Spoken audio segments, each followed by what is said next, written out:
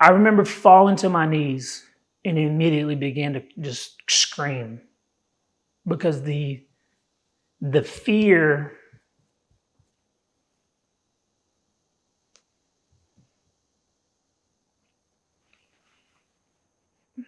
my bad, man.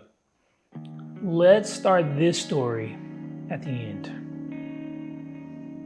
So the day is Sunday, November 20th of 2021. My birthday is on the 22nd, which will be the following Tuesday. And I'm making birthday plans. I'm making dinner plans with my family. I had already celebrated with my friends, had a nice little house party vibe. Everything was cool. So now we're planning with the family, sit down, nice dinner. I'm turning 29. It's the last year of my 20s. I want to spend some time with my family as well. Making phone calls. Hey, here's the plan. This restaurant, this time. Pick up the phone. The last call I make Sunday night is my dad. Hey, Dad, birthday's on Tuesday. We're going to this restaurant at this time. I don't remember the restaurant, but this restaurant this time, and want you to be there. Oh, of course, son, I'll be there. Wouldn't miss it for the world. Hangs up phone, proceeds his day as usual. Wake up Monday morning, not feeling too good, so I don't go to work. Call out of work. My brother calls me, and he's like, hey, I just talked to Dad, and he doesn't sound like he's doing good. So a little bit of backstory, and I'll go into more of that later. My dad, for his whole life, struggled with an addiction problem. What started out small became something much bigger over time. But in this moment, at this time, we're in a good place. He had been, on the 24th, he would have been sober for 9 months. So when my brother called me and he explained the situation to me on that Monday, I kind of knew what was going on. And based on the things that my brother was saying, I realized that there was a possibility that my dad had relapsed. He was talking out the side of his neck. He was saying some crazy things. It gave all the signs that he had once again, went down that path of his addiction. And myself not knowing the ins and outs of addiction, not having the understanding, I kind of brushed it off and was like, essentially what my dad wanted was my brother to come take him to the hospital because he said that he was dying of cancer. Random, never heard this before. So with the experiences that I've had with my dad in those states of mind, I knew what it was. So I explained to my brother, like, hey, sounds like he's relapsed. My suggestion to you is to not go, because you know what happens when we do go and we see him in those states of mind. All it does is affect us in a negative way. It weighs heavy on us. We take those problems back home to our own households, and it's just not good for us. So I say, for your sake, don't go. And he made the decision to not go. And I told him, I said, just like all the other times, when he comes off of that high, he will not remember any of it. There's no point in putting ourselves in that position to have to endure that. So he chooses not to go.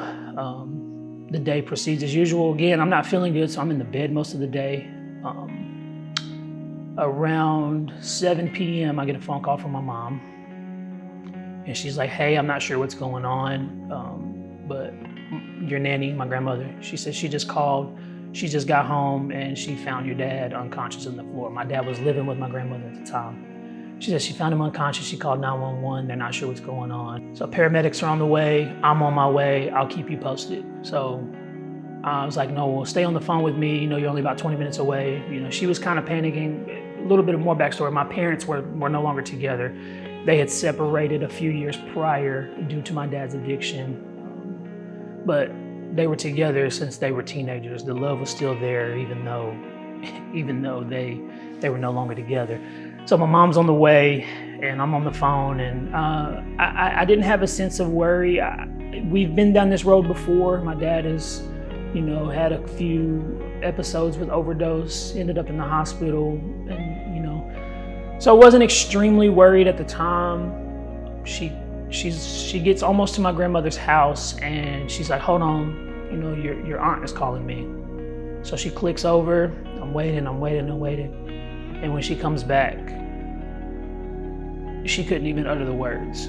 I heard her say, all I could hear her say, try to say, was my name. And by the sound of her voice, I knew my dad had passed away from an overdose.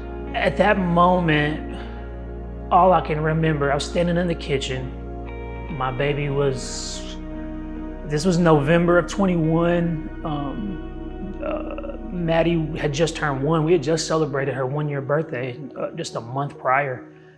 I remember falling to my knees and immediately began to just scream because the fear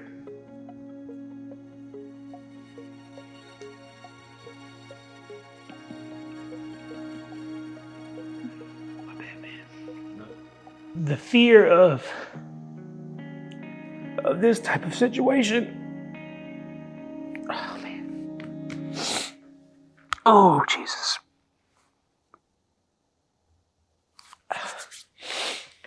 You have this fear all the time when you're dealing with a loved one, dealing with an addiction of this magnitude. You hear of people overdosing and dying from things all the time. And when it's somebody you love, it's hard because that could be your reality at any moment in time. Oh man. Oh shoot. Oh, I'm all right. I'm good.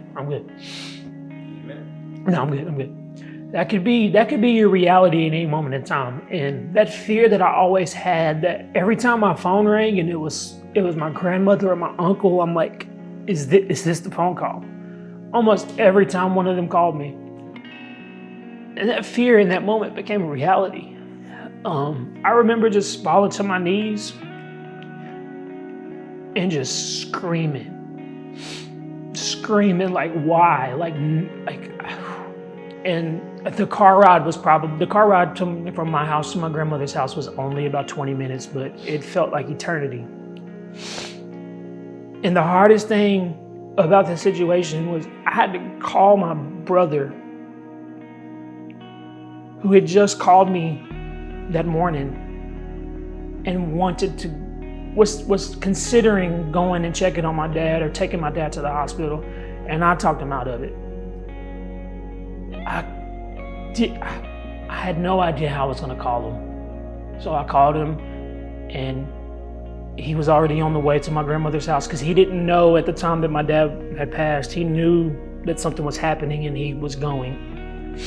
So I called him, and his boyfriend was in the car with him, and I said, let me talk to Alex. Let me talk to Alex, the boyfriend, not my brother. And I said, is he driving? And he said, yes. I said, tell him to pull over. And he said, no. I said, tell him to pull over and you drive. So they pulled over, and he's like, Chris, what's wrong? And I just lost it again. And I hear him lose it. And I felt like this big because I told him, don't go. And I was beating myself up so bad because what if my brother taking him to the hospital could have saved his life? But being the spiritual person that I am and knowing how God works, that wasn't part of the plan. There's nothing anybody could have done to save my dad in that moment. And once we get there, things are chaotic. Paramedics are on scene, police are there. There's an investigation because it's a drug-related death, and that just adds to the emotion because there's so much going on. All I can do is grab my brother and just apologize over and over again. And my little brother, he's 4 years younger than me, but he's mature for his age. If I was turning 29, I was 28. He was 23 at the time. He's mature for his age, and he looked at me and he said, "Don't apologize. You have no idea what you could have saved me from." There was times when my dad would get in those states of mind, and he would be really nasty. He would be really ugly. He would be hurtful, but that wasn't him. That was the addiction talking. And my brother said, "The last moment I had with my dad is a good memory. You could have prevented me from having a bad one." And that to me, that made me feel better in the moment. I still sometimes feel bad about not letting him go, because you have those thoughts about what if, what if he would have went, would he still be here? But as I stated before, that's not how God works. But in a way, I feel, like I said, I still feel moments of those what ifs, but that comes with grief, that comes with grief. But my brother's right. What if he had went and they got into one of those altercations? And the last thing my brother can be mean too. My brother is his father's child. My brother love him to death, but his words can be cutting, just like my dad's used to be. So what if one of the last moments, what if the last moment they have is one that's not favorable, that's not memorable? So in a way, in that moment, that was God's way of using me to protect my little brother. I truly feel that in my heart and in my spirit. That was God's way of using me to put a protection around my brother, so that his last moment with my dad is one that he can look back to and hold dear to his heart, instead of one of regret or one of sorrow.